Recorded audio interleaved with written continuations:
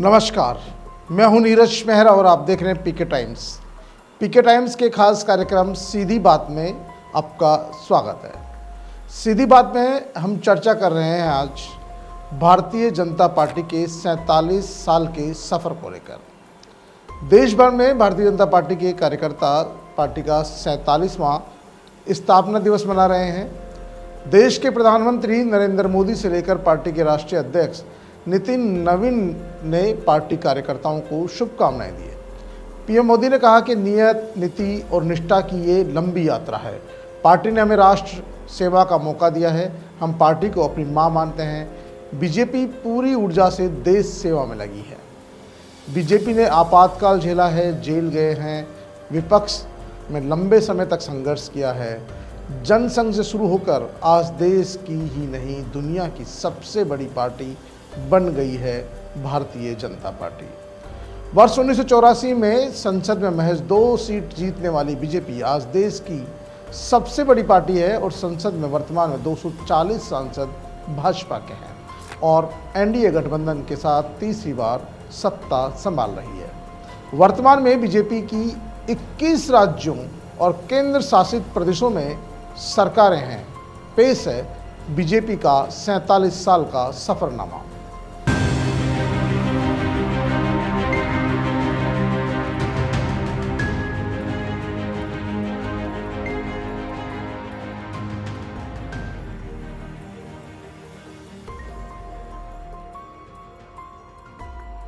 Bharatiya Janata party अपनी स्थापना के कुछ समय बाद ही वर्ष 1984 के लोकसभा चुनाव में कूद गई, लेकिन उस समय चली स्वर्गीय इंदिरा गांधी की सिंपैथी की लहर ऐसी चली कि बीजेपी केवल 2 सीटों पर सिमट कर रह गई। लेकिन वर्ष 2014 और 2019 में 2072 से ज़्यादा का स्पष्ट बहुमत और 2024 में एनडीए गठबंधन के साथ बीजेपी तीसरी बार केंद्र में सरकार चला रही है।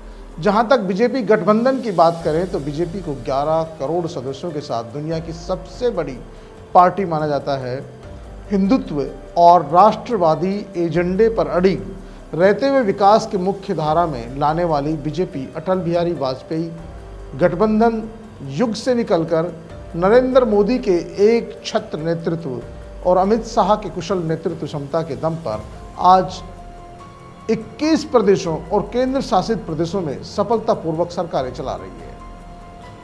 बीजेपी न केवल दुनिया की सबसे बड़ी पार्टी है बल्कि वित्तीय वर्ष 2024-25 के अनुसार 6,769 करोड़ रुपए से अधिक की आय के साथ दुनिया की सबसे अमीर पार्टी भी है। आज उत्तर भारत के राजस्थान, हरियाणा, उत्तर प्रदेश, उत्तराखंड, मध्य प्रदेश, गोवा, छत्तीसगढ़, महाराष्ट्र, अरुणाचल प्रदेश, असम, मणिपुर, नागालैंड, त्रिपुरा, मिजोरम, मेघालय, बिहार, ओडिशा, आंध्र प्रदेश, दिल्ली में बीजेपी और बीजेपी गठबंधन की सरकारें हैं। ये कमाल भाजपा कार्यकर्ताओं के दम पर ही हुआ है। अब बात करेंगे राजस्थान की। राजस्थान में बीजेपी को खड़ा करने के लिए पुराने नेताओं ने खून पसीना बहाया। राजस्थान में खूब जमकर मेहनत की।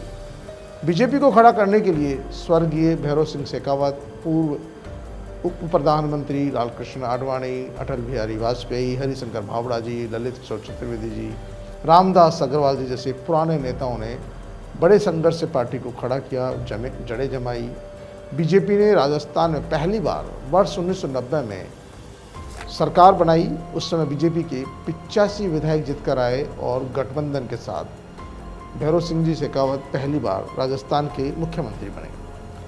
राजस्थान के साथ साथ उस समय उत्तर प्रदेश, मध्य प्रदेश में भी भारतीय जनता पार्टी की सरकारें बनी। पहली बार 1994 में बीजेपी के मुख्यमंत्री बने भैरव सिंह शेखावत। इस बार बीजेपी जनता दल के साथ गठबंधन कर चुनाव लड़ी और गठबंधन जीता।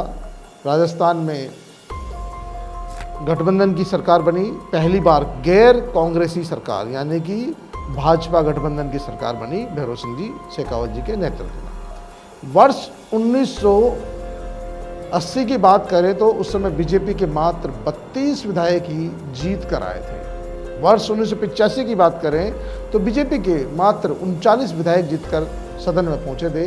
1993 के चुनाव के ठीक पहले भाजपा की जो सरकार थी, बाबरी मस्जिद ढांचा गिराने के मामले में केंद्र सरकार ने बर्खास्त कर दी। और सरकार बर्खास्त करने के बाद जब फिर से चुनाव हुए तो जनता के आक्रोश का सामना कांग्रेस को करना पड़ा और बीजेपी के रिकॉर्ड 95 विधायक जीत कर सदन में पहुंचे। भैरव सिंह जी शेखावत फिर दोबारा राजस्थान के मुख्यमंत्री बने और राजस्थान की बागडोर संभाली। वर्ष 1998 में भाजपा को करारी हार का सामना करना पड़ा और 196 प्रत्याशियों में से मात्र 33 विधायक ही जीतकर सदन तक पहुंचे और यहाँ उलटफेर होते हुए कांग्रेस के अशोक गहलोत मुख्यमंत्री बने। 2003 में भाजपा ने जबरदस्त वापसी करते हुए वसुंधरा राजे के नेतृत्व में 120 विधायकों के साथ स्पष्ट बहुमत की सरकार बनाई। राजस्थान में भाजपा के लिए पहला मौका था जब बीजेपी ने अपने दम पर वसुंधरा राजे के नेतृत्व में सरकार बनाई थी। इससे पहले भैरव सिंह जी शेखावत हमेशा गठबंधन की सरकारें बनाते रहे क्योंकि वो पार्टी को खड़ा करने का दौर था और उस समय कांग्रेस की तूती बोलती थी। देश के अधिकांश राज्यों में कांग्रेस पार्टी की सरकारें होती थी। ऐसे में राजस्थान, उत्तर प्रदेश और मध्य प्रदेश से पहली बार कांग्रेस को छोड़कर भाजपा की सरकारें बनी थी। तो उस दौरान जो संघर्ष का समय चल रहा था और उस समय भैरव सिंह जी शेखावत और तमाम जो उस दौर के नेता थे उन्होंने पार्टी को खड़ा करने का काम किया और खड़ा करने के साथ साथ वो गठबंधन की सरकारें चलाते रहे।